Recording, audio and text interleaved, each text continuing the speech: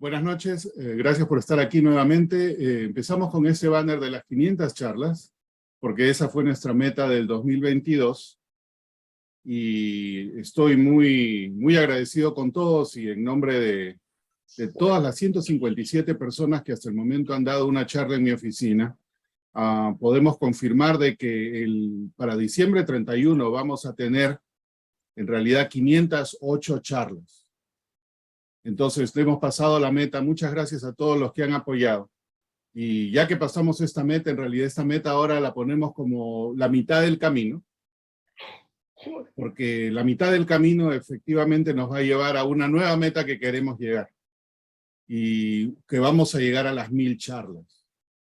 Pero llegar a las 1000 charlas obviamente va a llevar más tiempo y va a llevar más esfuerzo, y afortunadamente hay un co-host que ha sido un voluntario de siempre manejando los escenarios, así que entre Mauricio y yo vamos a ser los co-hosts por lo menos durante el 2023 y ya vemos cómo hacemos para llegar a las 1000 charlas. Así que siempre es bueno mirar hacia el futuro, ¿no? Y acá un quote de acá de Steve Jobs, una persona que es bueno seguir siempre. Me gusta lo que dice, ¿no? Traduciendo lo que puso ahí, dice: estamos aquí para dejar huella en el universo. Le agregué el filatélico. De lo contrario, ¿por qué más estar aquí? Nadie ha llegado a 500 charlas y en algún momento vamos a llegar a las 1000. Así que eso es de mi oficina, de lo que han hecho todos ustedes, lo que hemos hecho todos colectivamente, así que muchas gracias. Con eso empezamos con la charla del día de hoy. Para los peruanos que están hoy en mi oficina presenciando, esto va a ser prácticamente un recuerdo de lo que vivimos colectivamente, porque creo que todos los que estamos aquí en esa época ya éramos miembros de la Asociación Filatélica Peruana, y de lo que vamos a hablar lo vivimos directamente. Entonces, esta es quizás, por lo menos para mí, un periodo de historia postal que sí lo vivimos. Vivimos el periodo de historia postal de la hiperinflación en el Perú. Y ojo, esta es la hiperinflación. Porque como en todos nuestros países, en el Perú también hemos tenido inflación. Y esta es la primera inflación grande que tuvimos, ¿no? Durante el periodo de la guerra con Chile. Una inflación del 270%, que para aquella época era una barbaridad. Coincidentemente entramos a la Unión Postal Universal prácticamente al mismo tiempo que se dio la Guerra del Pacífico. Y en ese momento, de acuerdo a la tarifa impuesta o la tarifa que debería haber seguido el Perú como nuevo país miembro de la Unión Postal Universal, debía pagar 11 centavos. Pero debido a la inflación de ese momento, durante el periodo transitorio que se le permitió al Perú usar las estampillas no efectivamente designadas como UPU, la conversión era de 27 centavos en billetes o 12 centavos, y hay una razón de eso que lo expliqué en alguna charla anterior. 12 centavos en plata fuerte, 27 centavos en billete. Esta fue la primera inflación que tuvimos en el Perú. Hubieron otras inflaciones durante la guerra civil que siguieron a la guerra del Pacífico, pero hubo una significativa segunda periodo de inflación, una inflación del 100%, en el año 1896. 100%, todo se dobló, no solamente las tarifas postales, en algunos casos otros, los costos generales de vida subieron. Entonces la tarifa en ese momento, hasta enero 31 del 96 era 11 centavos, a partir de febrero 1 fue 22, se dobló 22%. Estas son inflaciones que hemos tenido en el Perú, y han existido otras, pero la que hablamos hoy día es esta, la hiperinflación en el Perú en el año 1990. Y se precede con lo que en Wikipedia llaman la década perdida de América Latina, los 1980. Entonces, este chart lo saqué de una presentación del Federal Reserve Bank de Cleveland, y muestra la relación entre dinero e inflación que hubo en el Perú. Y si lo ven bien, prácticamente hemos tenido una inflación, digamos, aceptable hasta el año 89. Y aquí en el año 89 se empieza a imprimir dinero, entonces ya sabemos cuál es la consecuencia de eso. Otras políticas que influenciaron en la economía peruana hicieron de que tuviésemos este tremendo salto de inflación al más de 7.500% en un año.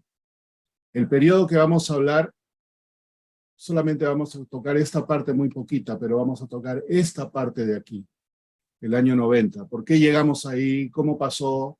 Y cómo se refleja realmente en la historia postal peruana de esa época. Este chart lo encontré en este website muy interesante, lo recomiendo, mexicomágico.org. Habla de diferentes cosas, pero aquí tienen un chart de diferentes países latinoamericanos, solamente saqué los 30 años, del 70 al 2000, en el cual se habla del porcentaje de inflación anualizada. Y desafortunadamente el premio mayor se lo lleva el Perú en el año 90, con 7.650% de inflación en un año. Esto significaba prácticamente 400% de inflación mensual, un poco más. Pero eso fue consecuencia no solamente de ese año, ya el año anterior estábamos por los casi 2.800%, y el año anterior, en el 88, los 1.700%. Entonces la inflación acumulada durante este periodo fue realmente brutal.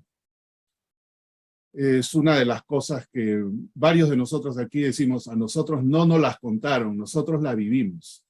Otros países también tuvieron una inflación tremendamente significativa. Argentina saltó de 3,88% en el 88 al casi 5.000% en el 89, para luego bajar.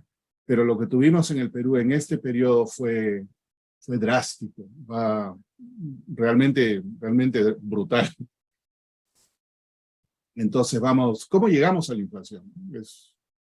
Muchas veces no tenemos que poner todas las cosas en contexto.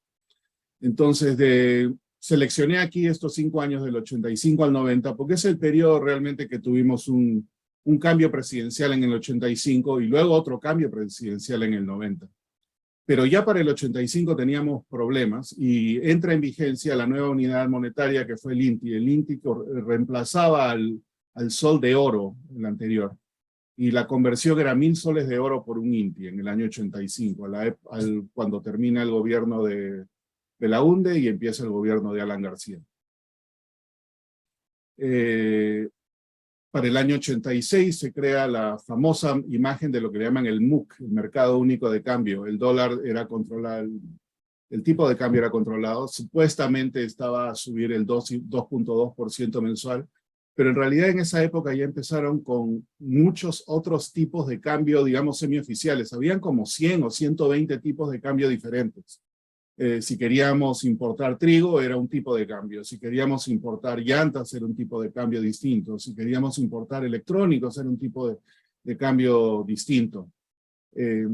Ya yo en esa época había terminado de estudiar y estaba empezando mi vida profesional, y en el mercado único de cambios, que era el dólar MU, que era el más barato, digamos, dentro de lo que era el cambio, permitía importar computadoras y favoreció a quienes se desempeñaban en esa área, porque uno podría importar computadoras prácticamente a muy bajo precio, la razón era el tipo de cambio subvencionado, ¿no? Por ese tipo de cosas.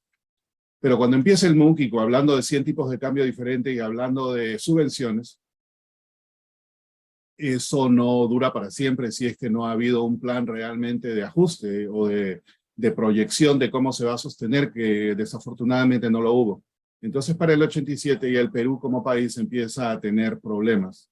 Y dentro de esos problemas le ocurrió al presidente de ese momento que nacionalizar la banca era la solución para poder tener mayores ingresos, lo que agravó el problema. Entonces el Banco Mundial y el Banco Interamericano de Desarrollo simple y llanamente decidieron suspender los préstamos al Perú. Eso fue el 87. Para el 88 ya no teníamos plata, entonces todo el dinero era el dinero que se imprimía y empiezan los impuestos, los paquetazos económicos, ¿no? Anuncios en televisión diciendo, a partir de mañana esto es lo que le va a costar tal cosa. Entonces en el 88 tuvimos inflación de 1.722%.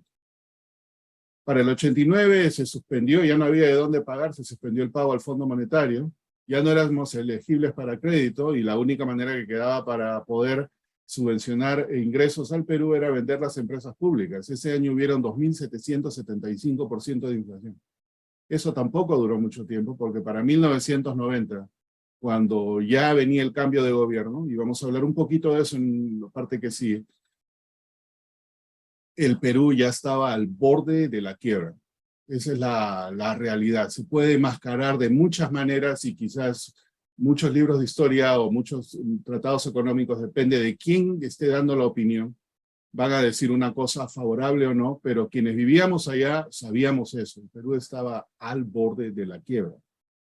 Hubo un cambio y ese año llegamos al 7.650, perdón, de inflación. Y fue el año también del famoso Fujichok, que es el antes y el después de que vamos a hablar aquí dentro de la parte, no solamente histórica, pero también la parte de la historia postal. Entonces viene 1990 y hubo el cambio de gobierno, ¿no? Entonces el presidente que estaba en ese momento, acá el doctor Alan García en su primer gobierno, cuando entra él al gobierno del 85 tenía 35 años. Mucha vehemencia, mucha energía, pero quizás poca experiencia. Y en esa poca experiencia, quizás los otros problemas grandes que tenía el Perú no los pudo realmente poner en la dimensión correcta, y parte también, hay que decirlo, de sus aspiraciones y quizás ego personal no le permitieron ver más allá del espejo más próximo, ¿no? Porque en ese Perú de ese momento, ya anterior, teníamos este otro gran problema que era el terrorismo. Entonces el terrorismo del Sendero Luminoso y el MRTA es un periodo realmente negro del Perú, todo esto que estamos viendo, y solamente lo estamos viendo aquí de la parte económica. Pero también, para ser justos con el contexto que Alan García tuvo que lidiar en ese momento, también en el año 87 hubo en el mercado de valores de Estados Unidos el famoso lunes negro, que fue tan malo como la depresión del 29, ¿no? Se perdió más del 20% en un solo día en el stock market, y teniendo, digamos, inversiones extranjeras en el Perú en aquel momento, también se retrajo el ingreso de capitales al Perú, y también ese tipo de cosas contribuyeron. Entonces, no se le puede achacar, en mi opinión, 100% del problema al presidente de ese momento, pero el contexto era algo que se debió tomar en cuenta y desafortunadamente no se debió tomar en cuenta. Entonces, el país desilusionado optó por la opción de un cambio presidencial, y el cambio presidencial se dio el 28 de julio de 1990, y a los pocos días, a las 2 semanas, hubo lo que se llamó el Fujichok. Y termina el Fujichok con la famosa parte que Dios nos ayude, que vamos a ver en ese momento. Pero ¿qué fue realmente el Fujichok? El Fujichok fue el resultado de lo que Alberto Fujimori, el quien ganó la presidencia en ese momento, decía que no iba a hacer.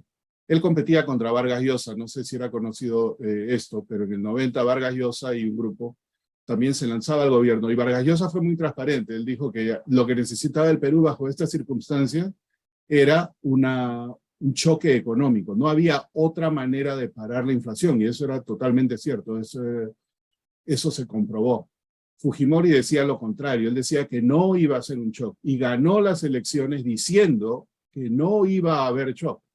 Y aquí les dejé un link que explica todo eso con mayor detalle, si es que lo quieren ver. Pero las circunstancias fueron otras. Cuando se asume el poder, realmente en 2 semanas se dio cuenta que esa era la única manera de salvar al Perú, o todo el mundo se hundía, ¿no? Y desafortunadamente, ese populismo que antecedió a lo que íbamos a poner como nuevo gobierno y que hizo ganar a Fujimori, realmente terminó siendo realmente lo que iba a hacer Vargas Llosa, con toda la preparación que ya tenía, porque no solamente era decir hacer el shock y movernos hacia adelante, tenían algún plan, me imagino, más allá de eso. Entonces, si hay una lección que queda, y esto lo pongo solo a modo personal porque sé que muchas personas van a tener opinión diferente, si hay alguna lección que rescatar de todo esto, es esta lección, a mi modo de ver. Es un engaño populista. Cuando se ven este tipo de cosas, obviamente sabemos cómo van a terminar, ¿no? Un país se debe manejar como una empresa, y esto lo estoy diciendo totalmente a modo personal. Y si no lo vemos de ese modo, algo malo va a suceder, y realmente ha sido así. Y lo está comprobado en más de un lugar más allá del Perú. Ahí dejo esa parte política para movernos a la tabla de equivalencias, ¿no? Entonces, esto lo saqué del Banco Central de Reserva del Perú. Es la tabla de equivalencias del sol de oro hacia el nuevo sol, que es la moneda vigente en este momento, con el intermedio del INTI. Entonces, del sol de oro al nuevo sol se han reducido una cantidad de ceros, de las que la vamos a ver en la parte postal. Si quieren tener la referencia, aquí está en esta parte. Pero solamente como referencia colateral para el promedio del tipo de cambio del dólar en el 85 era de 13.000 intis, y el promedio en 1990 fue 300.000 intis. Ya por ahí se pueden empezar a dar cuenta cómo era la cosa, ¿no? Entonces, Fujimori asume el 28 de julio de 1990, y habiendo dicho que no iba a haber Fujishock, pero se dio cuenta. Entonces, la verdad también hay que reconocerle a Fujimori de que por lo menos se dio cuenta que ese era el único camino y decidió hacer lo que todos los gobiernos populistas anteriores evitaron. Él hizo esto. Es así que la lata de leche evaporada que hoy costaba en la calle 120.000 intis, costará a partir de mañana 330.000 intis. El kilo de azúcar blanca, que solo se conseguía a 150.000 intis, costará a partir de mañana 300.000 intis. El pan francés, que esta tarde costaba 9.000 intis, costará a partir de mañana 25.000 intis. Que Dios nos ayude. Y de ahí viene esa famosa frase, ¿no? Que Dios nos ayude. Esto fue lo que... Estoy viendo la lista aquí, lo que Aldo, Julio César, no sé, no lo veo, vivieron. También de repente a la hora de las preguntas y respuestas me pueden ayudar también con parte de su experiencia. Pero esto es lo que vivimos en ese momento. Estamos hablando de 1990. Aquí vamos a dejar toda esa parte de contexto, y este contexto es importante de entender a mi criterio porque hubieron muchísimas cosas, ¿no? Aquí nos vamos a mudar ya a la parte postal. Entonces, puse aquí se busca porque sé que este video se va a ver posteriormente y ojalá alguien me pueda ayudar porque por muchísimo tiempo yo he venido buscando el tarifario de los años del 88 al 92. Los tarifarios que publicaban en el Perú eran de este tipo. Y tengo el del 83, aquí dejo el link si alguien está interesado en verlo, y si alguien nos pudiese ayudar a conseguir los del 88 hasta el 92, lo conseguí. Les agradeceré enormemente. Ojalá alguien vea este video y lo pueda ver. Lo vi por última vez en lo que era la biblioteca del Ministerio de Transportes y Comunicaciones, en los 80, el edificio que está en la intersección de la avenida Arequipa y 28 de julio, al frente de lo que antes era la Embajada de Argentina. Lo que creo yo es que el posible paradero actual sea la nueva sede del Ministerio de Transportes, la biblioteca que está en el Jirón Zorritos, creo que es Breña. Y otra alternativa es los libreros del Jirón Camaná o la Feria de Amazonas u otros, porque estos folletos no se publicaban y se distribuían, estos folletos se publicaban y se vendían. Esta es la parte posterior del 83, vienen numerados y en ese tiempo se vendían 800 soles. Dejo mi email acá, ojalá que alguien que vea este video a futuro pueda ayudarnos a conseguir. Por lo menos 88, 92, si pueden otros años, fantástico. Entonces hablemos un poco de la historia postal. Entonces vamos a poner una comparación aquí de las tarifas del 88 al 89, y en ese año la tarifa subió más o menos un 900%. Estos sobres no son exactamente iguales, pero vamos a tomar la referencia así. Este sobre de aquí arriba, que va de Lima a Finlandia, Turku, del 11 de junio del 88, pagó 70 intis. Este sobre aquí debajo, del 4 de julio, aproximadamente un año después, que va de Iquitos, el famoso Iquitos en la selva, a Estados Unidos, pagaba 600 intis. En un año las tarifas postales subieron 900% más o menos. Desafortunadamente no tenemos acceso al tarifario, pero me imagino yo de que ese tarifario que vimos anteriormente en el slide anterior tuvo varias revisiones, entonces esa publicación de fin de año debe incluir todas esas revisiones que sucedieron allí. Habían estampillas, obviamente, pero habían estampillas de denominaciones que se devaluaban muy rápido. En este caso, por ejemplo, tenemos estampillas de 7 intis en la parte posterior, pero en la parte frontal le tuvieron que poner con el meter 35. En Iquitos no tenían más. ¿Qué hicieron? Agarraron y simple y llanamente imprimieron 2 meters en estos papeles engomados, que se van a ver durante este periodo, porque eran, digamos, hasta cierto punto estampillas provisionales. Al no haber estampillas de creo que los encargados de las diferentes dependencias postales imprimían algunos de estos durante el día y los vendían. Recuerdo yo haber ido al correo y tenía muchos de estos ya pegaditos al costado. Entonces, como las estampillas no alcanzaban, o se usaban estos meters, que solamente había quizás uno funcionando en esa oficina postal, o de repente no había ninguno y lo habían traído de otro lado y la vendían como las estampillas. Entonces, estas podríamos decir que eran, dependiendo de la estación postal, dependiendo de todo esto, me imagino que en Iquitos esto fue así, esta es una sucursal en Iquitos, lo daban como estampillas, digamos, provisorias, ¿no? Entonces, del 88 al 89, 900% de incremento. Dejamos el 89 con la tarifa, digamos, básica internacional en 600 intis aproximadamente. Del 89 al 90, el incremento fue del 2.750%. Esta es de junio del 90, casi un año después que el sobre anterior que vimos. Va igual a Estados Unidos, no tiene ningún servicio extra adicional y ya paga 16.500 intis. De estos 16.000, el mismo problema, estampillas de 1.000 intis, más una de 600, 2.600 intis en estampillas, pero faltaban pues 14.000. Para eso teníamos el MIR. Junio del 90. Febrero del 90. Regresamos unos días antes, ¿no? Unos meses antes, perdón. Este es un certificado con estampillas aquí conmemorativas de Víctor Raúl Haya de la Torre, el fundador del APRA, un partido más antiguo que tiene todavía el Perú. El valor facial de esta estampilla es 2.100 intis, complementados con estas de 1.000 intis aquí para hacer un porte total de 23.500. Este es un expreso certificado a los Estados Unidos.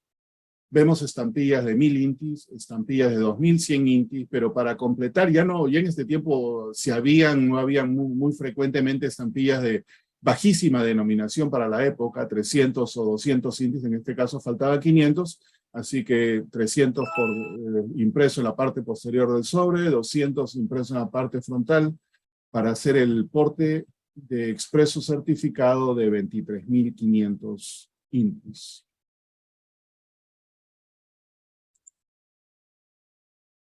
A partir de esta época se empiezan a ver estas composiciones.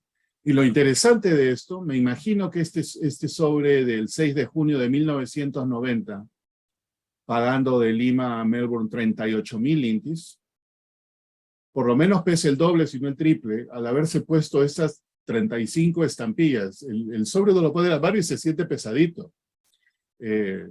Obviamente a la hora que se tomaba el peso del sobre sin estampillas para ponerle el rate, la tarifa, perdón, era la tarifa que se colocaba sin tener las estampillas. Me imagino que si se pesaba después iba a pagar mucho más. Pero esto es lo que se ve en ese momento.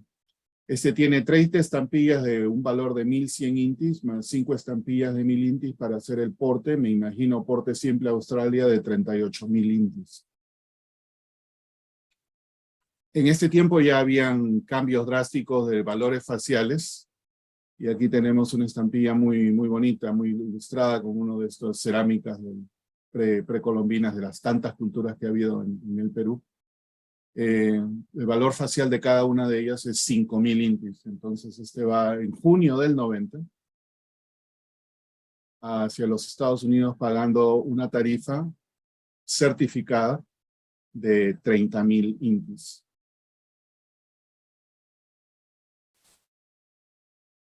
Julio del 90 hacia Inglaterra teníamos emisiones muy vistosas, conmemorativas de muchas cosas por ahí. La filatelia, sobre todo, había una comisión que asesoraba y estaba vigente y tenía influencia en aquel momento para asesorar al correo en las nuevas emisiones postales y se hicieron muchas cosas muy simpáticas en la parte filatélica, cuando se podía. Cuando no se podía recurríamos a los resellos. Pero en esta época los resellos casi no se ven tanto. Hubo un periodo anterior de transición del gobierno militar al gobierno democrático entre el 78 al 85, más o menos el 83, 75 al 83, que hubieron muchísimos resellos. Ya en esta época no los había tanto, pero en esta época vemos unos faciales realmente increíbles. 18.000 intis de Lima, Inglaterra, Cada estampilla es de un valor de 2.000. Misma situación aquí. Viene de Iquitos y va a Pensilvania. Cuando hablé del Amazonas, creo que fue Jaime quien preguntó si no habían misioneros. Y sí, en la selva obviamente había misioneros, y este señor Cliff Russell era uno de esos misioneros. Y también era coleccionista. Entonces, dudo que este sobre sea filatélico porque se lo habrá enviado a alguno de los feligreses de los establecimientos religiosos que él tuvo en la selva, pero va de Iquitos a Churchville, en Pensilvania.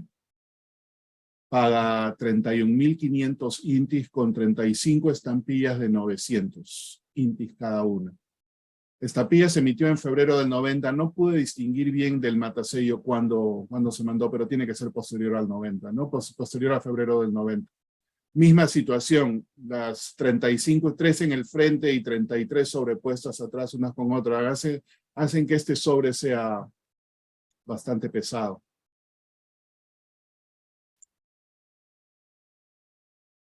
Otra situación similar aquí, este sobre va de junio del 90, 36.400 intis.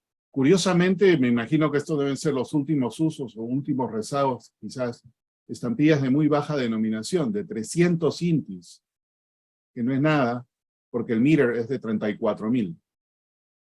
Entonces, quizás haya sido uno de los últimos usos de esa estampilla.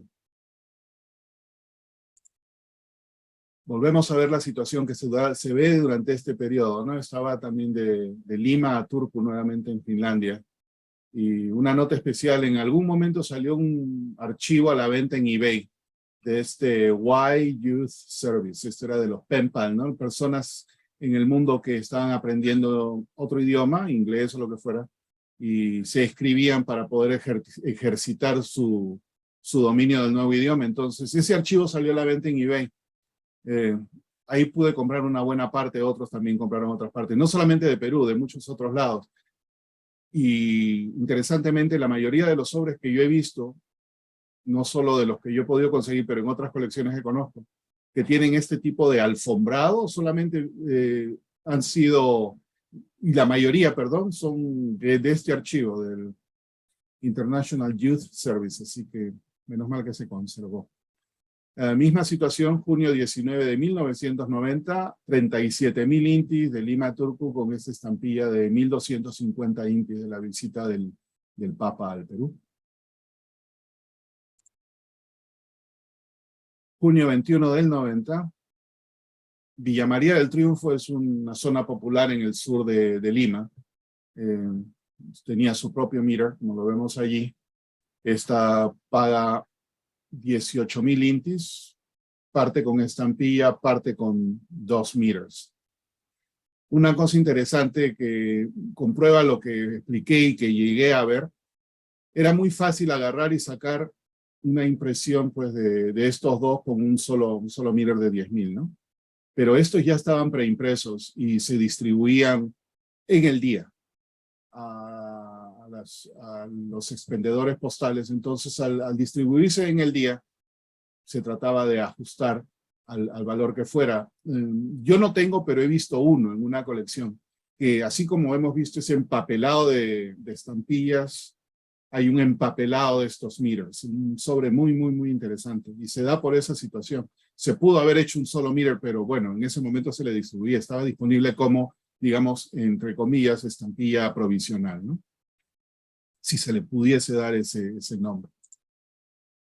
Este es un sobre ya de un valor muchísimo más alto, es de junio 23 del 90, es certificado, me imagino que ha tenido cierto peso, porque paga 138.000 intis y va de Lima a Barcelona.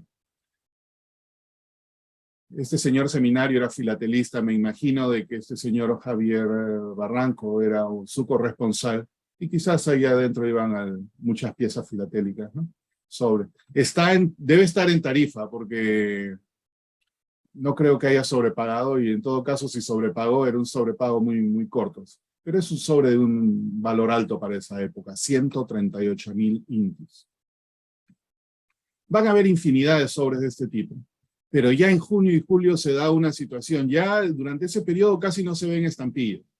Ya no se imprimían nuevas estampillas, ya no se veían, y lo que se empieza a ver es el uso más del mirror, porque obviamente cambiaba tanto, ya aquí las elecciones habían pasado, ya se sabía que Fujimori iba a ser presidente, pero no se sabía cuál iba a ser la situación después que él asume el gobierno. La esperanza era de que iba a haber un plan que no iba a ser el shock, pero esa era la esperanza. Entonces lo que se empieza a ver, me acuerdo en julio, porque yo recuerdo haber enviado cartas durante ese periodo, y hubo un periodo de que ya no habían estampillas, lo único que había eran los mirrors. Y lo más que se podía poner era hasta 9.999, que no se podía porque solamente entraban hasta 4 dígitos. Entonces, en este tipo de mirrors, lo que empezaron a hacer fue a poner más de uno. Y en este caso, esta es una tarjeta común y corriente que va a Hong Kong. Esta tarjeta le pusieron 32.000 intis, 4 aplicaciones del mirror, una en cada esquina. Este es el 6 de agosto de 1990, 2 días antes del Fujichou. Yo recuerdo en el Perú, en esta época, la gente estaba más preocupada de ir a los mercados, abastecerse, cualquier otra cosa. Conseguir una carta, este señor que lo habrá mandado por, qué sé yo, pues, ¿no? Porque era una tarjeta X o una cosa comercial. La gente en su mente estaba sobrevivir el 28 de julio a ver qué pasaba después. Esto es 2 días antes. Ya aquí estábamos, obviamente, en ese periodo con el nuevo gobierno, pero estos días antes del Fujichou, y se sabía de que iba a haber un anuncio ministerial. Entonces el anuncio ministerial fue el miércoles 8, ¿no? Del que ya más o menos vimos y escuchamos lo que era. Que Dios nos ayude. Entonces, 8 de agosto se da el Fujichou. El Fujichou fue en realidad el sincerizar los precios, el remover todas las subvenciones que existían a todas las cosas. Y las tarifas postales también tenían subvención. Entonces, miremos este sobre. Es una tarjeta, digamos, paga porte de tarjeta, digamos que el porte simple, digamos que era el doble o el triple, 100.000 intis. Vamos a decir que el porte simple en esta época, ya en el 6 de agosto, sin saberlo, vamos a decir que era 100.000 intis. Perfecto. Viene el anuncio de sincerar precio, todos los subsidios se remueven absolutamente a todo, incluido las tarifas postales. Y 15 días después tenemos esta cartita que pagó 1.000.000, prácticamente 200.000 intis, 12 veces más, en 2 semanas prácticamente. El mirror ya no daba para más, 99.000, le pusieron 4 adelante, 4 atrás, y como no alcanzaba, agarraron en el papelito y lo pusieron ahí encima. Esta época es muy raro encontrar cartas, lo encontré de pura suerte, creo yo. Esto es lo que se empezó a ver. El país se estaba ajustando, estaban empezando cosas, pero esto duró más o menos entre agosto, julio. Ya para esa época la cosa se estaba, no digo normalizando, pero el caos estaba ahí, la gente no sabía qué iba a pasar al día siguiente. Y la fiesta tenía que continuar, pues, ¿no? La gente tenía que seguir viviendo y las comunicaciones postales tenían que seguir andando, y aquí estamos. Estos son 2 portes simples, quizás, dentro del Perú. Este va de Ica a Lima, 400.000 intis, el septiembre 5 de 1990, y este de Chimbote a Lima, el 6 de septiembre, 110.000 intis. He visto varios sobres de 110.000, creo que 110.000 era el porte simple, doméstico, después del Fujichou. De estas también he visto bastante, 1.000.000, bueno, bastante dentro de lo que se conoce hoy, que no es raro, digamos rarísimo, pero es muy escaso, porque conozco 2 otras personas que coleccionan esto, y entre los 3 tenemos todo lo que se ha visto hasta la fecha, por lo menos. Entonces, la tarifa en este momento, en septiembre, era de 1.100.000. Esta era la tarifa base internacional. Muchos de los sobres de esa época eran así. Ahora, si me preguntan cuánto era esto en dólares, esto es menos de $1.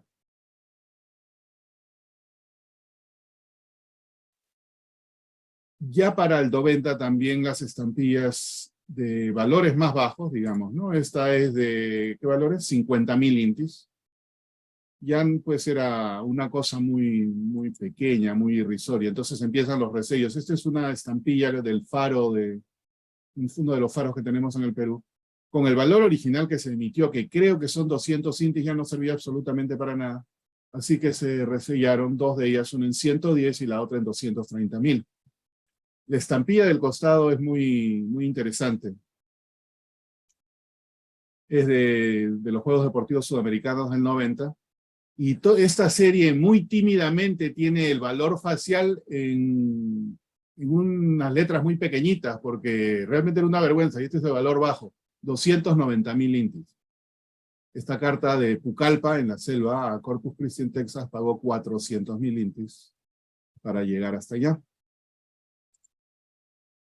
Octubre 23, 1.530.000 intis, que va de Lima a Santiago, acá con los dos valores que se resellaron, el de 110 y el de 230.000, más 5.000 intis más en este meter.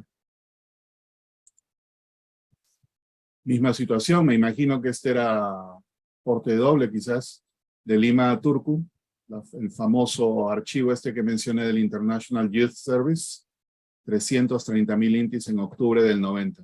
Ya para esta época habían pasado 3 meses, ya la gente más o menos se había adormecido, creo que es la palabra real, de ajustarse a la nueva realidad, y la exageración en las cantidades era brutal, pues, ¿no? Entonces se hablaban de millones, todos éramos millonarios en esa época. Otro sobre aquí, de diciembre 14 del 90, 300.000 intis de Lima, Alemania, 290.000 en la estampilla, e interesantemente el mirror como matasello por 10 intis, o la diferencia, 10.000 intis. Esto es una estampilla bastante rara de ver en sobre. Era una época que se sacaron estampillas autoadhesivas. No sé si esta fue la primera, pero es una de las primeras.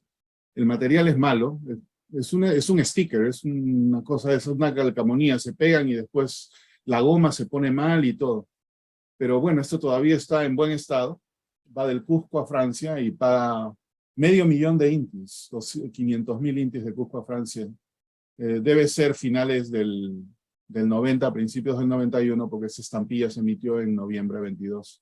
Es referente a la Pacific Steam. Muy interesante emisión. Bueno, entonces aquí hacemos un cambio y nos referimos al billete icónico que vimos aquí. Cuando salió el inti, esta era la moneda de un inti, que era, no recuerdo si eran 3 o 4 intis por dólar, la verdad no recuerdo. Pero ese billete cuando salió fue un verdadero escándalo, 1.000.000 de intis. Y al final me acuerdo que este 1.000.000 de intis no valía nada. El inti se descontinuó como moneda. Funcionó hasta el 30 de junio. Y en ese 30 de junio hubo un cambio. Y era lo que yo llamo una ilusión óptica. La ilusión óptica era que la nueva denominación iba a ser el inti millón. Lo único que hacíamos era le quitábamos 6 ceros a las cifras y seguíamos andando, pero seguía el mismo asunto de las denominaciones muy altas, ¿no? Entonces, de enero a julio es cuando funciona el inti millón y se le quitan los 6 ceros. Posteriormente, el inti millón cambió a lo que se llama el nuevo sol. Y esta es la primera estampilla que se emite con esa denominación, la denominación del inti millón, que era acá 0.15 inti millón, que en realidad eran 150.000 intis anteriores. Puse esto aquí para una anécdota personal, porque recuerdo este periodo exactamente, y en lo personal me perjudicó un poquito por una razón. Solamente lo pongo para referencia. Yo tenía un negocio de cómputo en ese momento, ¿no? Habiéndome graduado y tenía una cosa ahí. Y una de las cosas que hacíamos era importábamos estos disquetes, los disquetes de 3,5. Y había una base de datos que no voy a decir, pero era muy famosa y casi prácticamente todos los negocios la usaban. Pero esa base de datos tenía un problema.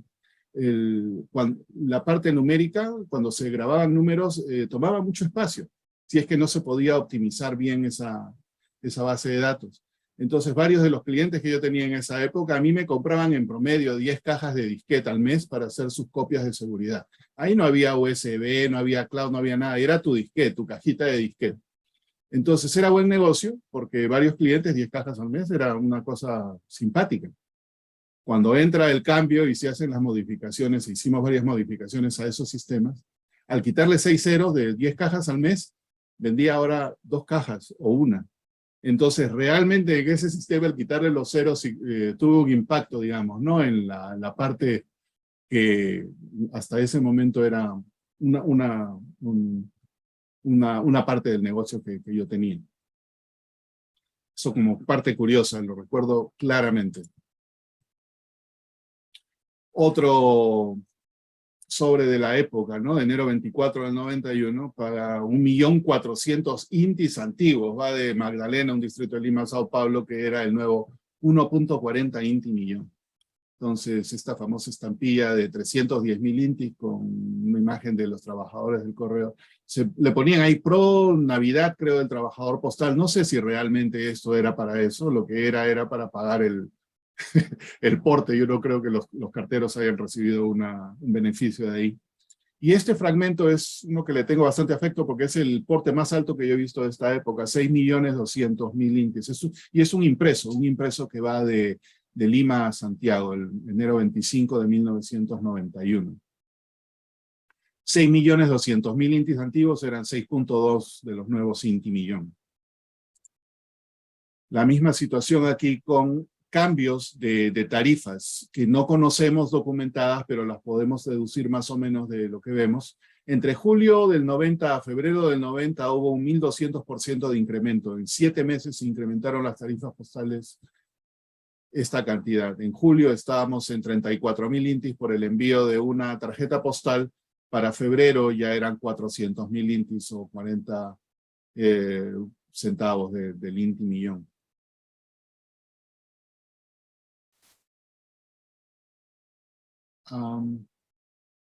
Impresos. Estos son 2 formularios muy interesantes, personas que juegan ajedrez por correo, ¿no? Y dan afortunadamente los 2 van al mismo lugar y con un periodo de diferencia de 3 meses. Entonces podemos deducir aquí de que entre noviembre del 90 a febrero del 91 el incremento de las tarifas postales fue del 7% en esos 3 meses.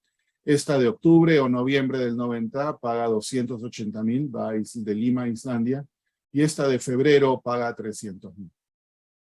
Entonces, ya vemos que para esta época había una desaceleración de la inflación y realmente el shock económico que hubo estaba funcionando, digamos, a costa de la población, ¿no? Aquí otro impreso, 1.200.000 intis o 1.2 inti millón, va de Lima a Roma, y se ve mucho, como ya hemos visto, la combinación de la estampilla con el meter. Era la manera de poder compensar ciertas faltas de diferentes tarifas. No habían estampillas tipo, digamos, ¿no? Igual aquí, de 1.15 inti millón, un expreso que va de Lima a Boston. Seguimos con la misma cosa aquí, de Chepén, que va de Chepén a Lima. Es un doméstico certificado, una carta doméstica certificada, 420.000 intis o 0.42 inti millón. Ya vemos que para esta época se está desacelerando la subida de precios. Y en realidad ya o era el adormecimiento o era realmente que las cosas estaban funcionando. No se imprimía billetes como se imprimía antes. Entonces ya se estaba de alguna manera poniendo la base de lo que ayudó después al Perú. Las estampillas que salen dentro de esta época eran estampillas que tuvieron que haber sido reselladas porque los valores faciales, como ya hablamos, no reflejaban nada de esto. Entonces aquí tenemos esta que va de Lima a Alemania, debe ser del 91 porque estas estampillas, la de 40 centavos de inti millón se emitió en junio 20 del 91. Como se pueden dar cuenta también los matasellos no ayudan mucho para realmente ver cuándo son, pero deduciendo del momento que se emitieron las estampillas más o menos le podemos sacar una idea. Esta es otra del 91 que no se emitió con el resello de inti millón, se le dejó andando con la denominación de inti. Cada estampilla, el valor facial es 560.000 intis. Se emitió en febrero del 91. Este sobre paga 2.8 inti millón o 2.800.000 intis. Muy temáticas, muy interesantes. Me imagino que alguien en temática de deportes que pueda usar esto, no solamente lo usa por el contexto, la imagen, pero también por el contexto en el cual se usó, ¿no? Hombre nadando en la mitad de la hiperinflación peruana. No sé, podría ser un tema interesante quizás para hacer una colección de un marco. Mal chiste. Bueno, aquí tenemos otra. Esta también de este velero muy simpático. 600.000 intis. Me imagino que es valor, ¿no? Porte simple o 0.60 inti millón. Estampilla muy bonita con su velero. Ya estamos acá en el año 1991, más o menos para febrero del 91.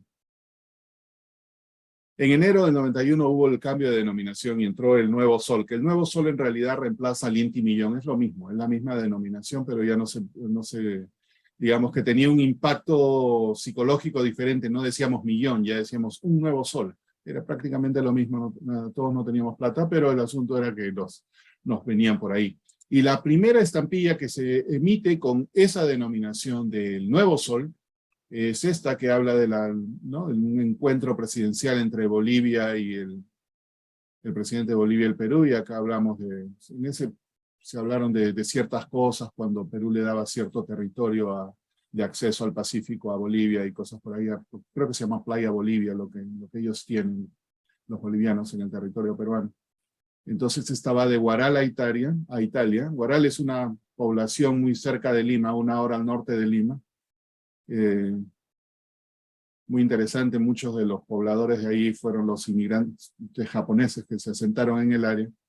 Y va de Huaral a Italia pagando 70 centavos del Nuevo Sol, con una combinación de estampillas del inti millón con la del Nuevo Sol. Ya la denominación en esta época es el Sol. Las estampillas no se demonetizaron, todas las estampillas anteriores eran válidas. El problema era que los valores faciales quizás ya eran inútiles, pero en el caso de estas estampillas de inti millón todavía tenían la efectividad y el valor para poder hacer el pago postal, y aquí tenemos esta de 90 centavos de sol con 2 estampillas de 45 centavos de inti millón. Combinación de denominaciones aquí. El mirror creo que está todavía en inti millón, pero las estampillas ya están en soles, ¿no? 1.70 para una carta del 2 de enero del 92 hacia Alemania. Ya para esta época casi no se ven cambios drásticos de tarifa. Pero lo que se ve en esta época es algo muy interesante, una tremenda confusión en las denominaciones, porque tanto el valor del inti, las estampillas en facial en inti millón y en soles eran válidas para franqueo. Entonces, hacer los cambios, de acuerdo al cuadro que enseñé antes, ¿no? Que tenía el Banco Central de Reserva, confundía a muchos, y este es un sobre de esa confusión. Este sobre de junio del 92 debió haber pagado 3 soles 50 de Lima a Barcelona, pero en realidad solamente pagó 2.53. Y me imagino que a la hora de empezar a hacer las conversiones se habrán cansado, no lo hicieron bien o lo que fuera, porque realmente el sobre tiene en facial 2.53 soles si convertimos estas monedas. Pero estamos acá contando monedas estampillas de 280.000 intis, de 290.000 intis, una estampilla de 0.15 inti millones y cosas de ese tipo. Entonces aquí quien lo hizo se confundió. Existen de este tipo de sobres de confusión de denominaciones cuando se usan las tres. He visto unos 4 o 5 similares. De diferentes personas que lo envió, así que no creo que sea intención de quién lo envió en este caso. El señor Seminario, el filatelista, ¿no? Aquí vemos otra de esas reselladas del inti millón que está todavía vigente o dando para septiembre del 92. Lo importante que resaltar en este sobre es también la denominación de inti millón que viene de prácticamente hace un año, se mantiene aún vigente. Entonces ya para esta época realmente el efecto del Fujichoque, el reflejo de ese choque económico que fue brutal, funcionó. ya se habían estabilizado los precios, que era realmente lo que se quería. Era el primer frenón en seco que había que hacer y se logró hacer. Fue duro, durísimo, pero se logró hacer. Y se ve reflejado ya en estos sobres como vemos, ¿no? Las tarifas ya son de alguna manera estables, como eran también ya los precios. Aunque yo ya no estaba en el Perú para esa época, para el 92. Otro sobre aquí, combinación de sol con el Inti Millón. 70 centavos de Nuevo Sol con 30 centavos del Inti Millón. De Lima a Alemania. Se emitieron estampillas de Inti Millón cuando ya esa denominación no existía. En el 92 ya era el sol, pero bueno, estaban impresas y se emitieron. Estaba de Lima a Santiago. La misma situación aquí. Habla de estabilidad ya que se veía en las tarifas. Estaba de Lima a Turku nuevamente. Matasello equivocado, dice 84, pero la estampilla se emite el 20 de junio del 91, así que ahí alguien se equivocó. El valor es de 4 soles. Hasta aquí llegamos con lo que es la parte de hiperinflación. Ya para el 92, ya los precios se habían estabilizado. Las estampillas anteriores no se desmonetizan, pero ya no había. Entonces, los pocos remanentes que quedaban, y es los pocos, esa es la palabra clave aquí, son resellados con el nuevo signo postal, el nuevo sol. Y estos son los realmente desafíos filatélicos modernos. Estas reselladas con sol de 1992 son rarísimas, rarísimas. Las estampillas en sí, que se emitieron estas de acá, son inclusive dificilísimas de encontrar. Y fueron periodos cortos y solamente lo que ayudó a suplementar esa transición hasta que se emitieron las nuevas estampillas. Estas son las rarezas de la historia postal peruana, moderna. Si ven el sobre, si me avisan, se los agradeceré bastante. Yo tengo pocos sobres y el mejor de todos es este. Es muy raras, muy raras de encontrar en sobre. Estas estampillas sobreselladas con sol. En 1990, el ministro de Economía, con su famoso "que Dios nos ayude", y lo que hicieron para realmente parar es sacar el país de la quiebra, yo creo, personalmente, yo creo que sí nos ayudó. Porque ese parón hizo que el Perú pueda resurgir. Y por lo menos hasta el 2013 se ve un crecimiento sostenido y grande. E inclusive se habla del milagro peruano. Ahí está, acá les dejo este PDF que habla de los hitos de la reforma macroeconómica. Y realmente habla de lo malísimo que fue el shock, pero que en realidad era la única solución. Cuando uno está, digamos, a ese nivel, me imagino, ¿no? Como estar entre la vida y la muerte y el cirujano tiene que cortar tejido bueno para extirpar el tejido malo. Y económicamente eso fue lo que se hizo en el Perú. Así que esa frase que dice que las cosas se van a poner peor antes de ponerse mejor es realmente cierto. Y lo vemos con la historia postal de la hiperinflación en el Perú. Se da la hiperinflación y por lo menos por un año o 18 meses la cosa fue peor. Pero luego se puso mejor. Hasta aquí llegamos con la presentación de esta parte, pero hay una parte adicional que que quiero recalcar porque es importante, ¿no? Entonces esto es el Diego, me hace acordar de alguna manera cómo hemos estado jugando nosotros acá, si hacemos una comparación entre el fútbol y mi oficina. La charla de hoy día creo que es la charla número 466.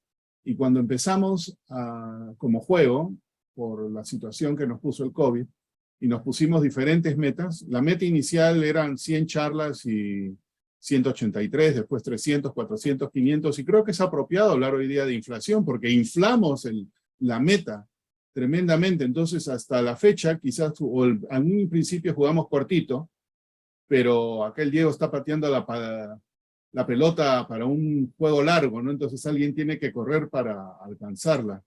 Y también él tenía su frase muy interesante que decía, la pelota no se mancha. Entonces, independientemente de cómo se haya llegado a cualquier cosa, se llegó. Entonces, ya que hablamos de inflación, yo creo que es apropiado aquí hablar de la inflación del nuevo gol, y lo recalco nuevamente, la nueva meta es llegar hasta las 1000 charlas. ¿Cuándo llegaremos? No lo sé, pero tenemos que ponernos una meta. Si hay que patear la pelota así largo, pues en la cancha, ¿no? Y todos correr y llegaremos.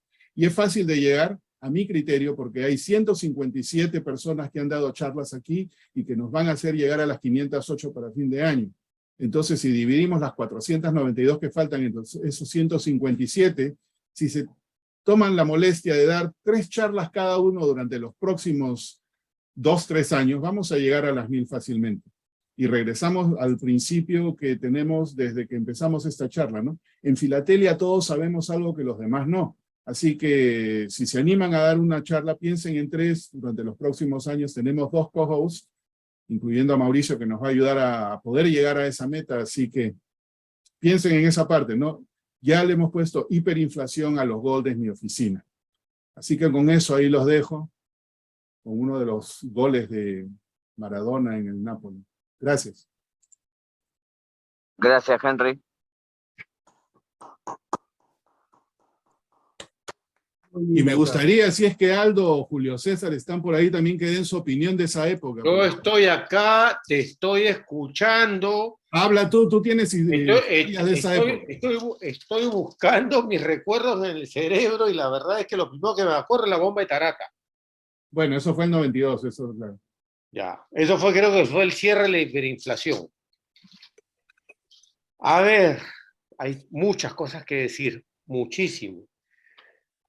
Sobre la moneda de nosotros. Tuvimos, que esta es la parte final, llegamos a tener un dólar de 330.000 intis por dólar, más o menos creo que fue el tipo de cambio en el momento que Correa, Hurtado Miller, dice que Dios nos ayude. Pero sabes que después, durante 2 meses, hubo una deflación. Al día siguiente creo que el dólar llegó por un momento a un pico de cerca de 400.000 y después llegó a bajar a 200.000. Mucha gente hizo dinero con eso. Sobre las cartas que has presentado, curiosamente vi en uno de los slides una carta que decía 34.000 en un papelito. Esa carta, disculpa la expresión, era una sinvergüencería de las viejitas del correo que vendían las estampillas en las estafetas de, bueno, en mi caso en Miraflores. Eso no eran 34.000, Henry, eran 340 y las viejas te lo vendían multiplicado con 2 ceros más. Sí, pero es que la máquina, los 2 últimos dígitos eran más pequeños. Y como por eso, eran los centavos. Le tomaron, no, inclusive habían meters que el primer dígito no lo podían cambiar, tenía las ondas. ¿Sabes lo que hacían? Para ganarse multiplicado por 10 todo, sacaban el papelito de 10.000 o 100.000 y con lapicero rojo le ponían al costado un cero más y de los 100.000 pasaba a ser 1.000.000. Hubieron una serie de cosas porque estas viejas era el caos del momento. Olvídate, Henry, hacían barbaridad y media. Eso es una de las tantas cosas de lo que se generó en esa época, porque no había control sobre las estampillas, no había esos papelitos de colores, esos papelitos que eran realmente cinta de empaque. Ese papel era el que se utilizaba para embalar. ¿Ya? Y eso se utilizaba con una esponja húmeda, se mojaba atrás y se empacaba. Cuando no tenían con qué pegar, utilizaron eso. Era un papel de lo más simplón que se degradaba en 2 patadas. Me has hecho acordar muchas cosas. Me has hecho acordar todo lo que tuvimos que hacer en esa época para sobrevivir, y más que nada después del famoso que Dios nos ayude, que todo el mundo al día siguiente nos miramos por teléfono. Yo creo que te llamé al día siguiente. Y nos pasamos yo tengo una anécdota de eso, porque me acuerdo que antes yo salí, como todo el mundo se iba a abastecer de cosas, pero nosotros nos olvidamos de comprar papas y zanahorias. Y al día siguiente del Fujichoc yo me voy al mercado a comprar papas y zanahoria no me acuerdo cuánto tenía, pero solamente pude comprar 3 papas y 2 zanahorias. Y tenía con lo que anteriormente podía comprar mucho más. Y mira, me tocó ver gente realmente hasta llorando.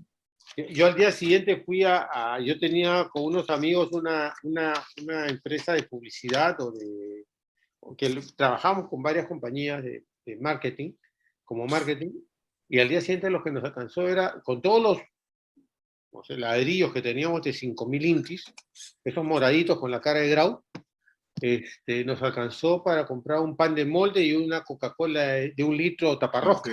Sí, eso era del día siguiente, fue así. Y eso era de locos, ¿ah? Y el día anterior, con ese dinero, tenía amigos de la universidad que se iban con esas camionetas pick-up y con barriles de petróleo vacío a tanquear los barriles de gasolina.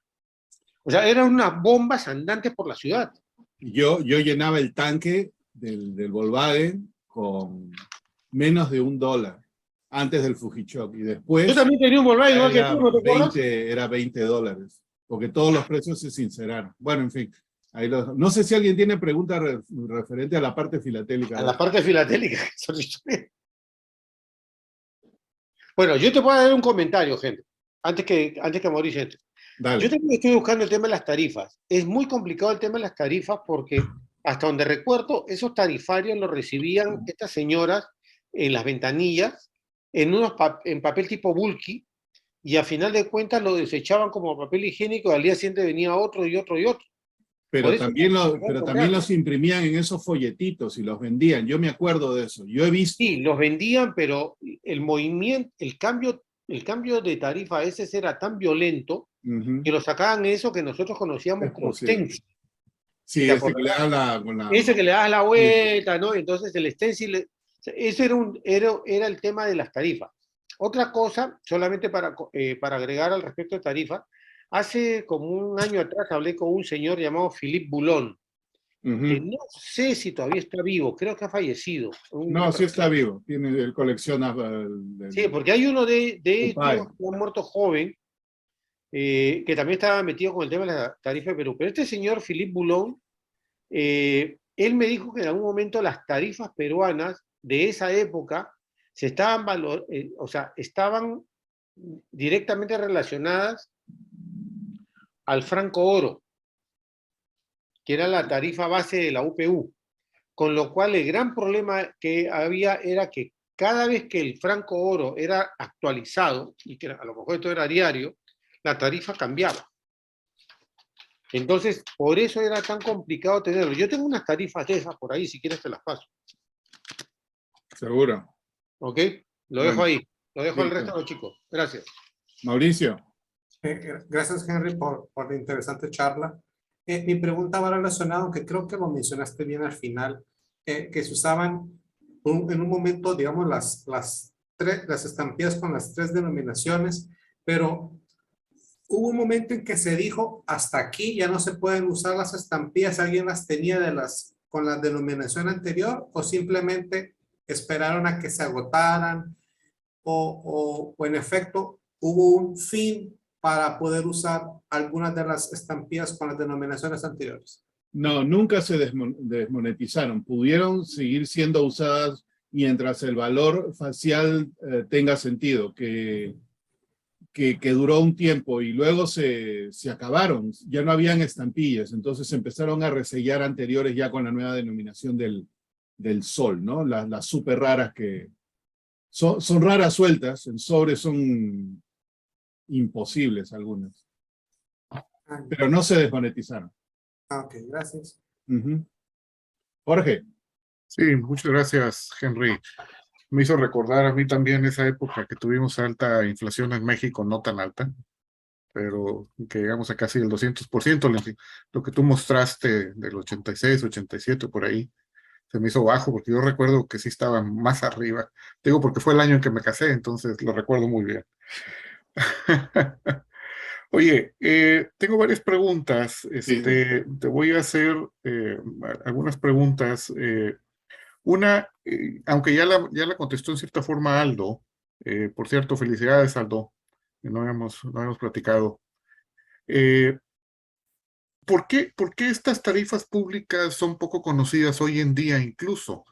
O sea, lo que te quiero decir es de que nosotros también en México, digo, no tan fuerte como ustedes, tuvimos altas inflaciones, pero las tarifas, pues hay un archivo que se van guardando, y ahí las encuentras, y hay gente también que se dedica a guardarlas y publicarlas, y publicaciones filatélicas pues las emiten y las proporcionan. Entonces, me llamó la atención eso que dijiste. Esa es una de Sí, mis preguntas. sí, eso es buena pregunta y es una curiosidad. Ahora, dos cosas sucedieron ahí. Como menciona Aldo, estas quizás se distribuían en papeles que eran desechables, pero a la misma vez también el ministerio imprimía esos panfletos. Yo los he visto yo he visto el del 89. Entonces, yo estoy casi seguro que los otros también existen porque esa es de alguna manera la notificación oficial de las resoluciones, autorización y lo que fuera. Lo que sucede también es que esto existía, yo lo vi en la biblioteca del Ministerio de Transportes y Comunicaciones cuando estaba en su antiguo local. A la hora de moverse al nuevo local, yo no sé si siguen en esa biblioteca o fueron archivados o lo que fuera. En las puertas de estos ministerios y en otros lugares, habían vendedores ambulantes que vendían las resoluciones. Entonces yo estoy casi seguro de que por ahí se va a encontrar, por eso en mi Se Busca, pongo ahí, no doy como imagen, vayan a donde están en Camaná, donde están los libreros viejos, o en Amazonas, creo que le dicen Amazon en el Perú por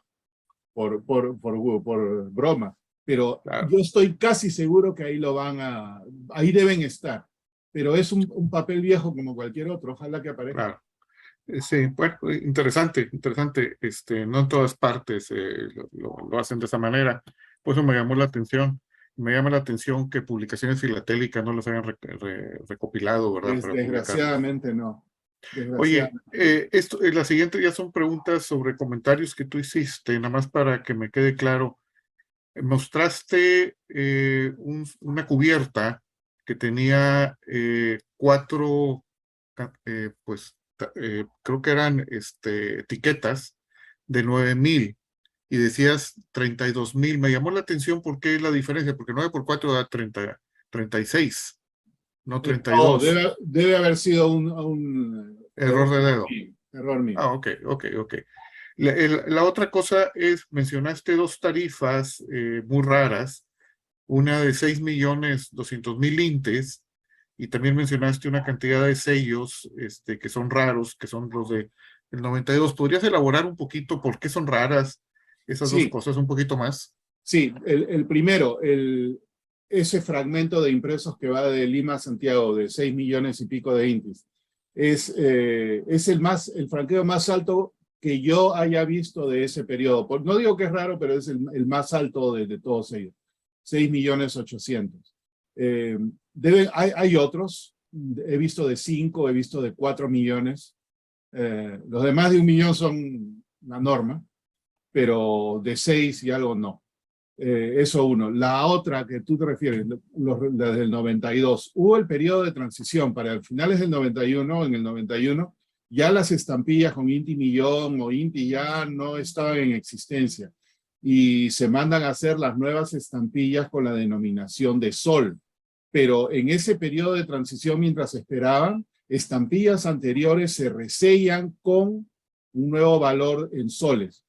Y son emisiones muy cortitas, o sea, emisiones que habrán durado un mes, algunas, por ejemplo, hay una de mariposas que nadie ha visto en sobre, absolutamente nadie ha visto en sobre, y cada vez que salen en eBay, nuevas, la serie sale por $150, $200, y estamos hablando del 92, son estampillas muy raras, modernas. Entonces, yo tengo 3 sobres con sol, 2 con la misma estampilla y un tercero que sí está en muy mal estado, pero son los únicos que yo tengo. Conozco a otra persona que tiene la misma estampilla que yo en sobre, la que la tengo malograda, pero está bien, y paramos de contar. Las otras, nadie ha visto, nadie sabe, nadie ha escuchado. Es el periodo de transición que existió allí. ¿Cuándo dejó de usarse Nuevo Sol para hacer el sol actual? No, el cambio ha sido el sol de oro al Inti, cambia al Inti Millón y luego al nuevo sol. Entonces, nuevo sol ha sido la moneda vigente, pero no recuerdo en qué año al nuevo sol le quitan, ya ha sido muy posterior, 2015 creo, al nuevo sol le quitan el nuevo y lo dejan solamente como sol, como moneda, ¿no? Yeah. Pero institucionalizado como Nuevo Sol, me parece que ha sido en el año enero del 92, por ahí. Sí. Que fue una época similar en la que México también tuvimos eso. Tuvimos pesos, no pesos, y luego otra vez pesos, pero nosotros nomás le quitamos 3 ceros. En lugar de 6. Nos Muy tocó bien, quitarle un poco más. un poco más a los otros. Muchas gracias, Henry. Felicidades. Gracias, gracias. Diego, Hola Henry, felicitaciones. hola. Una pregunta, creo que era secuencia de las dudas que había. ¿En algún momento se dejó de emitir estampillas o era que el número o la cantidad de estampillas que se emitía era muy corto y no abastecía a todas las localidades? No, no creo que se dejó de imprimir estampillas. No, se siguieron emitiendo, se emitían sí, se siguieron emitiendo. No hubo interrupción. Lo que sí hubo fue, digamos, la practicidad del uso del valor facial de esa estampilla, porque la inflación era tan alta que tenían que proyectar, pues, de qué sé yo, hoy día te emite una estampilla de 100.000 intis y de repente mañana ya no vale lo que vale hoy, así que lo podían más adelante. Pero no se dejó de imprimir estampillas durante todo ese tiempo. Ok, gracias. Tengo otra pregunta, pero eso es cuando dejemos de grabar. Ok, perfecto. Sebastián. Sí, quería hacer una pregunta, Henry. Muy entretenida tu charla, siempre lo paso bien, aprendo mucho. De hecho, me acordé que yo me casé en esa época y yo nunca supe, como no había internet, nunca supe todos los dolores que tuvieron ustedes en esa época, más que algún titular en el diario, y yo tenía 22 años, así que me importaba bastante poco lo que pasara alrededor de uno. Exacto. Pero bueno, la pregunta es, con esa cantidad de variaciones de un día para otro, ¿cómo era la organización de correos para poder equilibrar y hacer que una oficina postal en un extremo del país pudiera entender el nuevo cobro con la oficina del sur, por ejemplo? Entonces, me da la impresión que cada oficina iba cobrando a medida que se iba informando. Sí, esos son los misterios postales modernos. ¿Cómo se diseminaba la información? ¿En qué momento se hacía efectiva? Lo que tú dices es muy cierto. 2 oficinas en 2 lugares del Perú habían interpretado la norma en ese momento, no. Ahora hay que tener en cuenta, siendo un servicio de correos manejado por el Estado, tiene que haber habido cambios que quien lo asumía era el propio gobierno, pues, ¿no? Porque no quedaba de otra. Era una época muy... Mira, te digo, si lo llevamos de ese nivel de organización es una cosa, pero a nivel personal, a nivel familiar, ¿qué hacían las familias? Agarraban, recibían su sueldo o lo que fuera, dólares. El dólar te hacía llegar hasta fin de mes o podías hacer algo más. La gente recibía, era una economía dolarizada. El sol era digamos, un billete transitorio. Yo no recuerdo, nosotros nos íbamos a los remates de la Asociación Filatélica, yo iba con dólares. Yo cambiaba, qué sé yo, pues 5 o 10 dólares, y eso era un montón de plata, y con eso iba. Nadie iba con índice. Todo se dolarizó. Pero ¿hay alguna información de la misma época con distintas tarifas en envíos? La única documentación o evidencia, si se quiere decir así, son los sobres, porque no tenemos acceso al tarifario. Alguien los debe tener, pero yo nunca los he visto, y de todas las personas que he preguntado, nadie, ningún filatelista los tiene. Pero tienen que estar documentados porque esos serán autorizados por resolución. Así que en algún lugar tienen que estar. ¿Me permites, Henry, una cosita? Mira, para contestar un par de cosas. Jorge Valls preguntaba si en algún momento se habían dejado de emitir estampillas. En algún momento se dejó de imprimir estampillas porque acuérdate que las estampillas se hacían por concurso público en un calendario anual. Entonces, si no llegaban no se llegaba a este concurso a tiempo, y generalmente no se llegaba, y los precios ofertados eran en moneda nacional, que después era devaluada, se tenía que hacer un indexado, una adenda a cada contrato. El famoso precio polinómico. Sí, era una cosa de locos. Eso para comenzar. Y sí se paralizó mucha emisión. Las emisiones tenían, digamos, motivo, pero no tenían valor. Y al final de cuentas es lo que tú pusiste en más de un ejemplo. los valores reales terminaban siendo tarjados y se colocaban en numeritos lo que sucedía. Eso por un lado. Por otro lado, lo del tema de las tarifas que acaba de decir Sebastián. A final de cuentas, el Estado aguantaba todo. La tarifa que pusieran no importaba. En el fondo, cuando el usuario metía la carta en el buzón, el Estado se comía el problema. Y se la tenía que comer, porque el funcionario que había, en teoría, autorizado el ingreso de la carta al buzón, estaba dando fe de que el porte estaba pagado. Algo más sobre el porte, y que por ahí creo que Jorge Guay fue el que lo dijo, que los portes, ¿por qué tenían esas variantes? Es que había mucha variante, porque como la moneda no valía nada, ¿qué te importaba a ti meter 1000 intis más o 10.000 intis más? Si al final de cuentas era 0.001. Y Henry, acuérdate, el peruano promedio en esa época vivía con $1 al día. Sí, ¿Te acuerdas que se decía, cuánto vivimos nosotros? Con $1 al día sobrevivimos. $1. Era desayuno, almuerzo, comida, paga la luz y el agua. Sí. A eso llegamos. Y gracias. Gracias. Jaime. Después te hago otra pregunta fuera de la grabación también. Oh, ok. Esa parte también va a estar simpática. Fuera de la grabación. Ya te quiero ver, Ferrer, haciendo preguntas fuera de la grabación. No, pero antes de pasar a Jaime, me has hecho acordar una cosa. Yo en esa época, bueno, hasta el 91, que yo dejo el Perú, nosotros en ese negocito que teníamos, no éramos los únicos, pero salimos con algo que lo hacía todo el mundo, que le llamaban el precio polinómico. Tú dabas una cotización y no dabas un precio, dabas una fórmula. Y la fórmula resultaba en un precio. Y tú decías bien claro en la parte de abajo, en cualquiera de estos cambios de variables, el dólar, sus impuestos o lo que fuera, va a afectar el precio final. Y eso era una moda de esa época, el precio polinómico. Bien. Jaime. No, mira, si de intercambiar anécdotas se tratara, yo creo que entre todos los países representados aquí nos tardábamos las 24 horas y tal vez faltaría tiempo para hablar de inflaciones en nuestros países. Pero vaya, directamente a la pregunta que te quería hacer.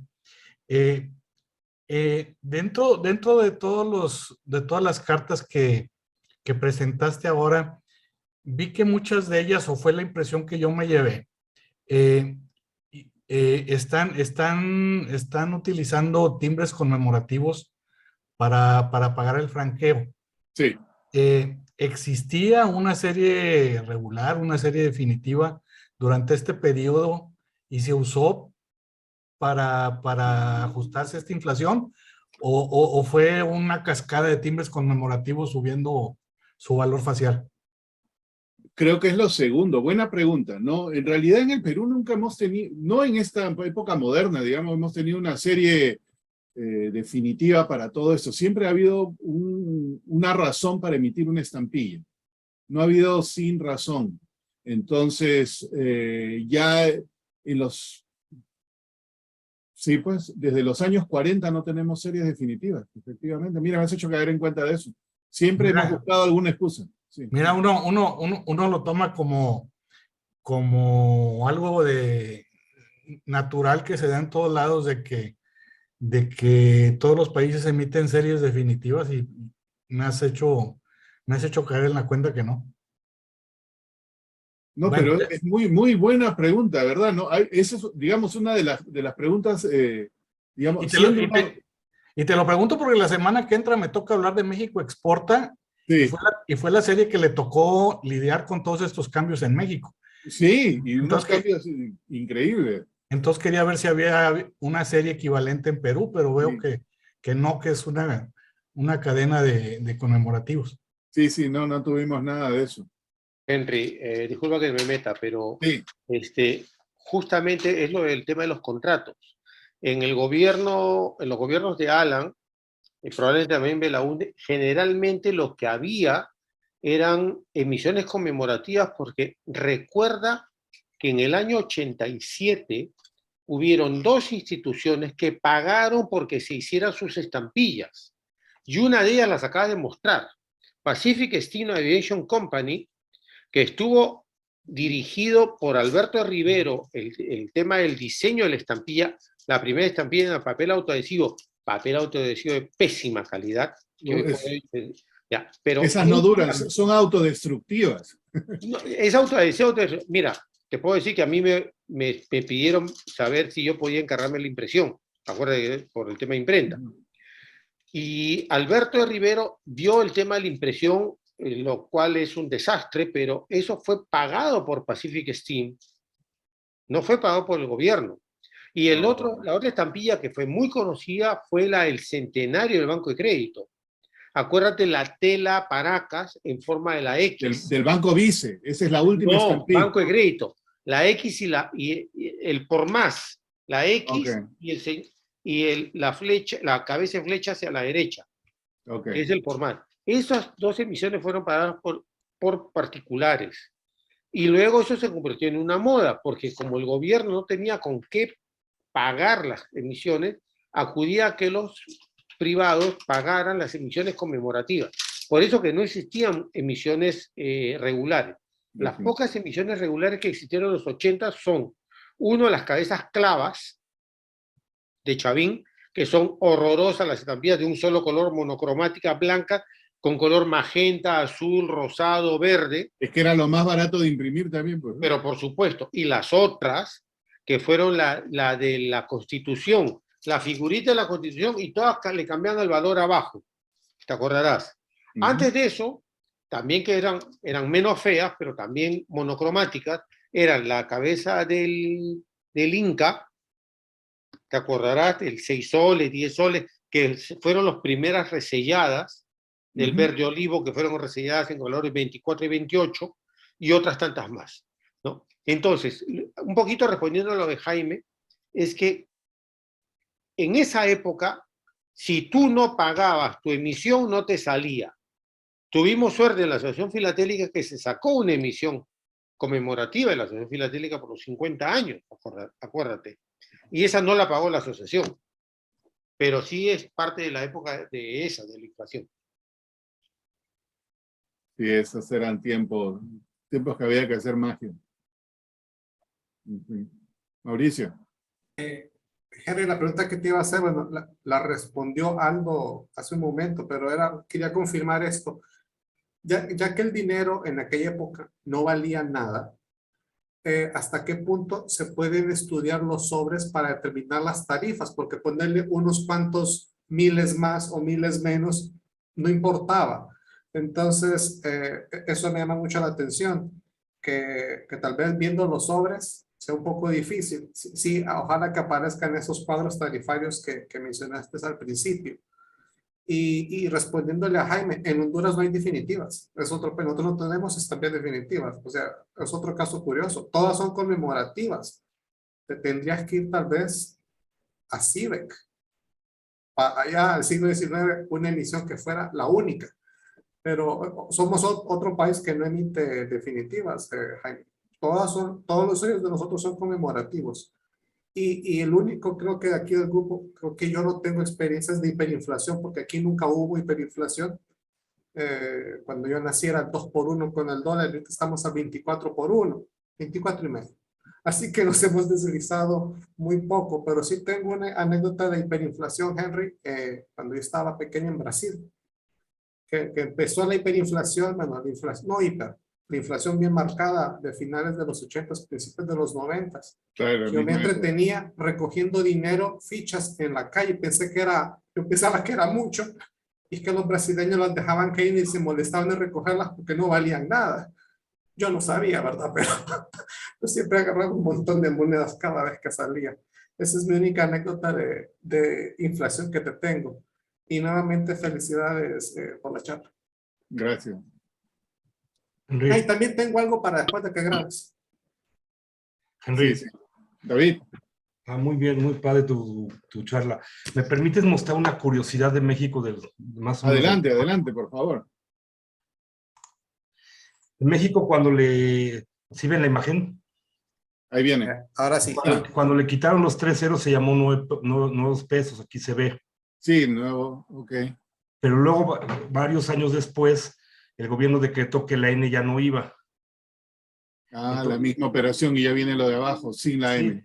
este es un error porque a toda la hoja le quitaron la N, a toda la hoja le quitaron la N y en la posición 37 se les quedó la N.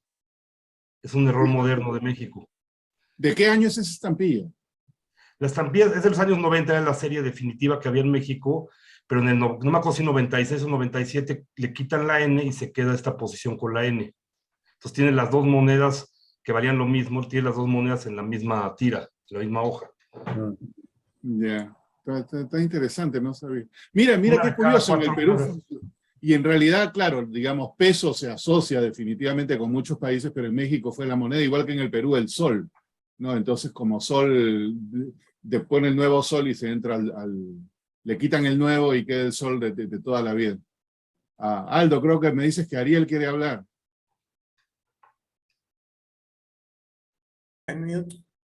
Déjenlo así. Está. Déjenlo así. Ya te escuché, Brown, ¿ah? Ya te escuché, Dubet. En todo caso, te veías muy coqueto parado así detrás de Aldo con esa Exacto, polera sí. rosadita. Sí, y con la panza saliendo. Curvilínea. Sí, Aldo lo tiene loco ya. por Ay, favor, gordito apareció. sáquenlo de aquí de una buena vez. ¿A quién? Ah, no sé, pero yo solo digo que se dé por aludido, Henry. Gracias por la verdad que no tenía idea de una hiperinflación tan extrema en Perú. En Bolivia hemos tenido un tema hiperinflacionario en la década, principios de la década de los 80, entre el 82 y el 85, donde el dólar llegó a valer 2 millones de pesos bolivianos. Y claro, o sea, los recuerdos míos de chico eran impresionantes, donde el billete de 1,000 pesos bolivianos se hacía como una especie de ladrillos, ¿no? De 1,000 billetes, y eso se convirtió en un billete. Ese ladrillo era el billete. Ya nadie se ponía a contar cuántos billetes había ahí adentro. Estaba amarrado, todos asumían de que había los 1,000 billetes y era 1 millón de pesos bolivianos. Wow. Y que en esa época no valía pues nada. Todos éramos millonarios y billonarios en pesos bolivianos.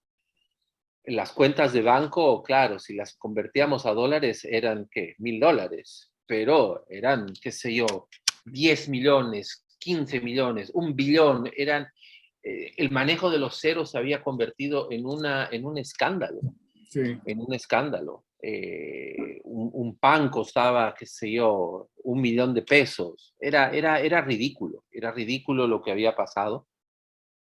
Y claro, y en tema de correos, se llegó a la estampilla de 5 millones de pesos bolivianos, con un resello. Y es interesante ver a partir del 82 hasta el 85 cómo iban subiendo los portes, porque veía las estampillas de 15,000 pesos, después tenía la estampilla de 100,000 pesos, después tenía la estampilla de 500,000 pesos, y así sucesivamente. Es un periodo en Bolivia que nunca se estudió, lamentablemente. Nunca nadie se tomó el trabajo de estudiar portes, de estudiar tarifas, como lo hicieron ustedes, como lo hiciste tú, Henry, y la verdad que no sé, tal vez me diste una buena idea, así que te agradezco. Qué bueno. No, son periodos interesantes y descuidados, ¿no? Porque uno cuando habla de filatelia, a veces todo el mundo se enfoca en lo que todo el mundo se enfoca, lo tradicional, lo clásico, pero Clásico, el aéreo y que sí. pero hay una serie de aspectos descuidados que solamente toma que alguien le preste atención y que lo muestre y después se vuelve en novedad, ¿no? Y eso Exacto. en Perú ha sucedido y, bueno, todos hemos tenido la experiencia de inflación en América Latina, eso no... Sí, de una o de unos otra más, otros forma lo menos. hemos tenido todos. Sí. ¿No? Y te voy a agregar algo, Henry, ahí. Estamos solamente hablando de la parte de filatelia. ¿Qué te parece si Julio César, que está metido también en la parte fiscal, la parte eso es de peor. fiscal es peor? No Sí, te es imaginas peor. la locura que puede ser, porque allí se puede pagar por tasas. Acuérdate lo de los pasaportes, Henry. Acuérdate de las libretas de ahorro de las mutuales, cuando te anotaban los depósitos con máquina de escribir y cuántos ceros te colocaban. O sea, es Que ya una no cosa entraban, ¿es cierto? Sí, tienes razón. Sí, Todo ese aspecto es esto.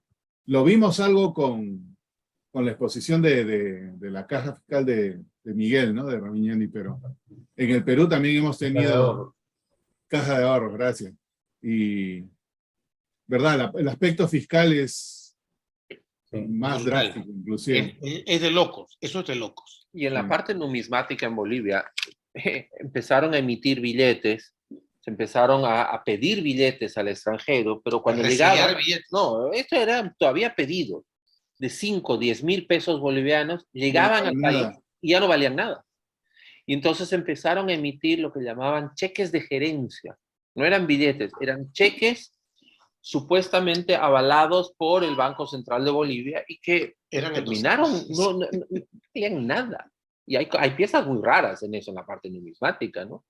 Monedas, olvídense, ya nadie usaba monedas, ¿no? Y después esos mismos billetes se resellaron para el boliviano, que sigue en vigencia hasta el día de hoy, ¿no?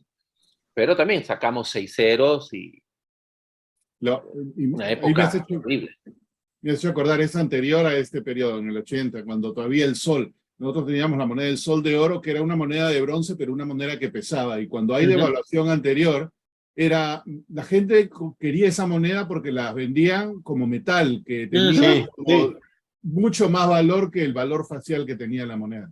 Claro, bueno, eso en Bolivia también ocurrió con la moneda de 5 pesos bolivianos que se emitió a finales de los 70s y principios de los 80s.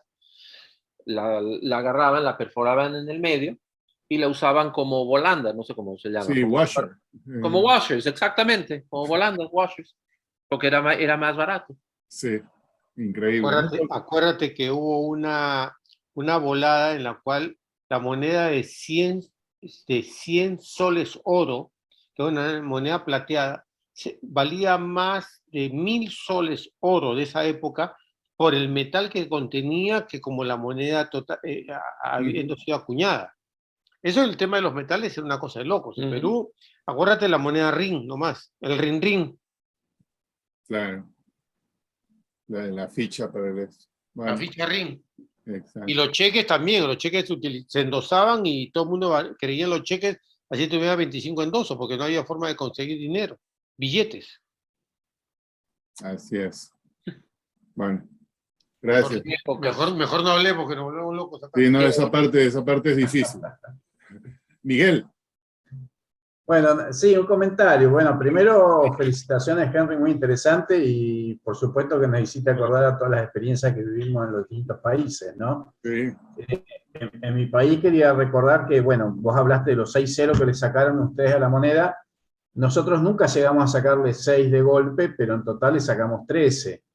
O sea que muchísimo. A través del tiempo. Más Sí. dosificado.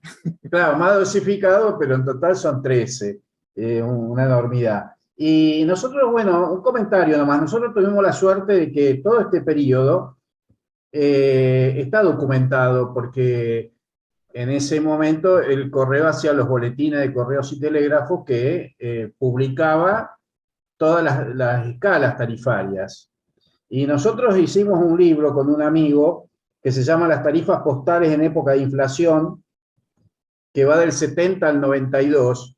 Y bueno, en realidad el libro no es otra cosa que, ¿cómo se llama? Cuadros y cuadros y cuadros y cuadros. Y hoy en día en el país, después de que se hizo esa publicación, hay gente que justamente está coleccionando eso, porque son cientos y cientos de escalas diferentes en esos 20 años. Y poder completar todo eso con cartas es casi imposible. Estamos hablando a veces de tarifas que duraron 15 días. Claro. Es una cosa impresionante.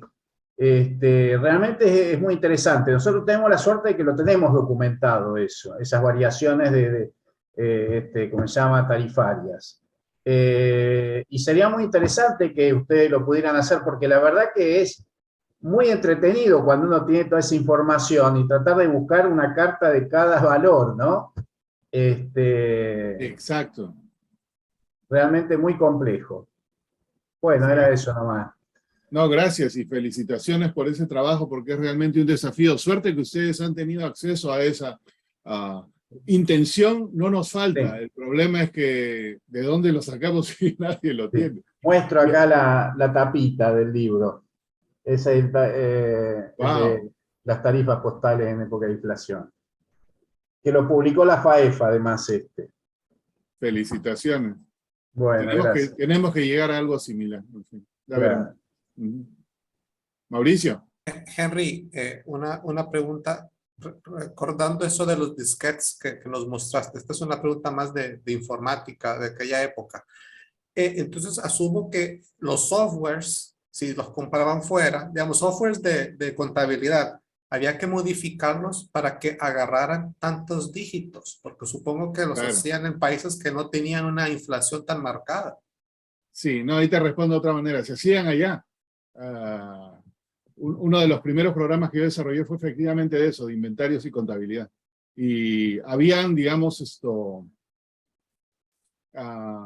sistemas de bases de datos, no voy a dar los nombres porque habían varios, y sobre esos sistemas que eran genéricos se desarrollaban otros sistemas más específicos. Entonces ahí eran donde se hacían los ajustes y todo eso. Ya, okay. Interesante. Y ojalá que esta charla también, tal vez dentro de un tiempo miremos una similar a de la hiperinflación de Venezuela. Ahí también va a haber mucha historia interesante con tantas tarifas y tantos ceros que le quitaron al Bolívar. Parte de eso hizo Jesús Moret, ¿no? De lo que sí, mencionó con el tiempo se va a ver. Se va a ver, sí. Claro. Gracias. Gracias. Perfecto. Miguel. No, yo ya hablé. Ok. Estaba con la mano en alto. Perfecto. El abajo. Perdón. Listo. Bueno. Entonces, gracias a todos y bueno, con eso creo que completamos un periodo que es común para, desafortunadamente, para todos nosotros, ¿no? Pero en fin, parte de la historia. Off the record, Ferrer, te estamos esperando. Listo. Bueno, y el día de mañana...